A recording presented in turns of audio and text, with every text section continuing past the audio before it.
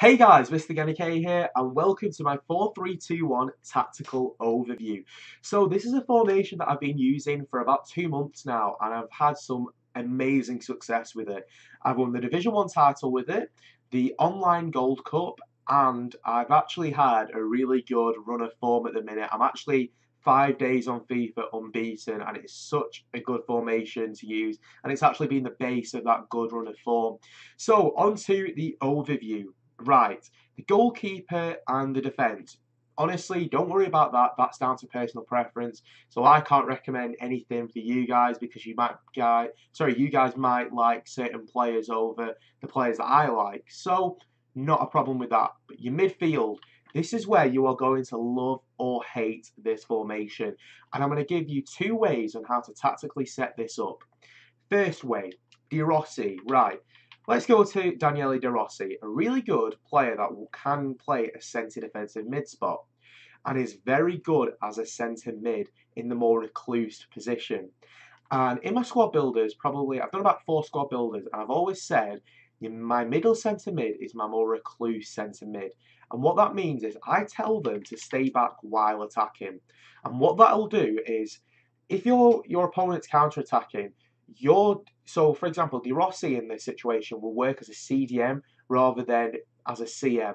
So as a CM, he might end up bombing forward because I've not put the instructions on him. But with those instructions, he'll be coming back, making sure he does his defensive work before contributing to the attack, which is really good. So that's kind of the first way to do it.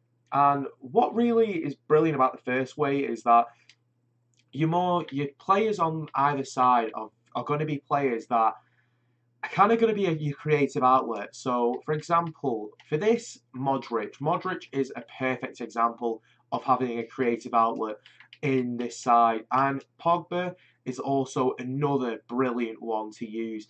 These are players that have decent physical stats and have brilliant passing, decent pace. They're basically all rounders. So maybe like a Vidal type player as well, who is not necessarily brilliant at one thing, but it can do pretty much everything in the midfield. So those are the players that I'd recommend doing for this first setup.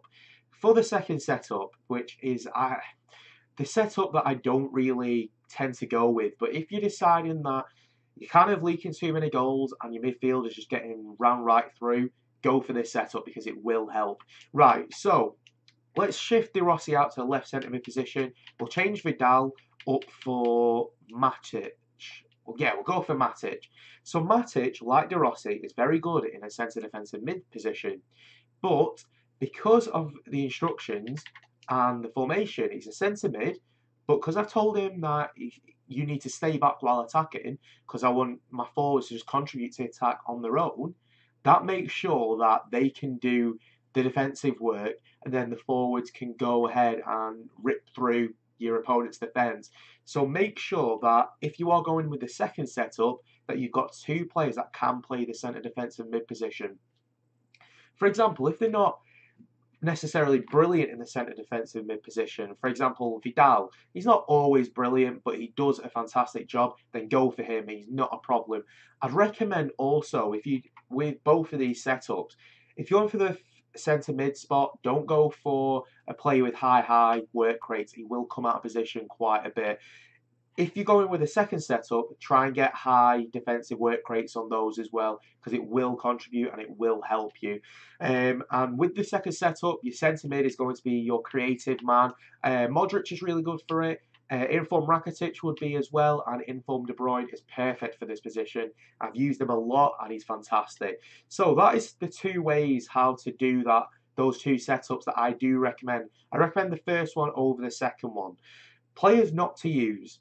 I wouldn't recommend an Ozil, a Cazorla, a Di Maria, a player that kind of is better with a lot of pace and a lot of time. I'd recommend players that are quick passers, like your Modric, and possibly like your De Bruyne or your Rakitic, like I recommended earlier. Right, so that is how to set up your midfield. On to your forwards. And your forwards are the business end. And like your midfield, your forwards are going to be able to be your judgment on whether you're going to like this formation a lot or whether you're going to hate it and never use it again. Left forward. These are the players that I recommend for left forward. Royce, Griezmann, Schürrle, Jovino. A lot of pace, a lot of great dribblers. I've got a really good pass on him and can take a shot. Bar Jovino, who is a bit shaky at times. So if you don't want to go with Jovino, I've heard El Shaarawy has got maybe better finishing than him, I think. So, with that being said, your left forward and your right forward are going to be your players that are kind of like strikers, but have just been put out to the wing on Ultimate Team. Your left forward and right forward are just tucked in wingers, so you've got to remember that. You've got to think about players with really good finishing, really good passing, really good dribbling, and some pace, because you are going to need it. With the way that this formation works is that your left forward and your right forward are actually going to be right next to centre backs. They're not going to be out against a right back and a left back. So they're going to be against centre backs that are not necessarily known as being really pacey. So you will be able to get in behind with those as well.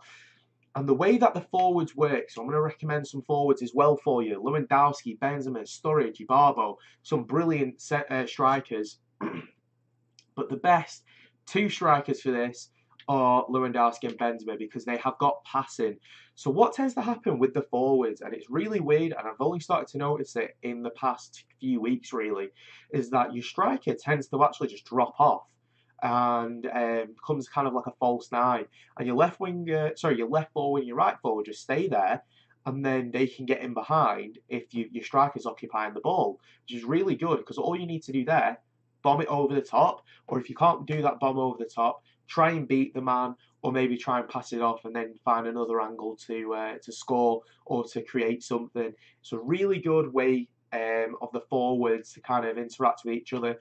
And if you are kind of a tiki-taka type player, so you like short passing, short quick passing, then this forward line is the forward line for you. It is so damn good because they're so near to each other. You can do as many short passes as possible without obviously losing the ball or anything like that.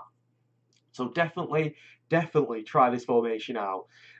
Also, if you've got any more questions about this formation, just put it in the comment section and I'll try and answer as many as possible.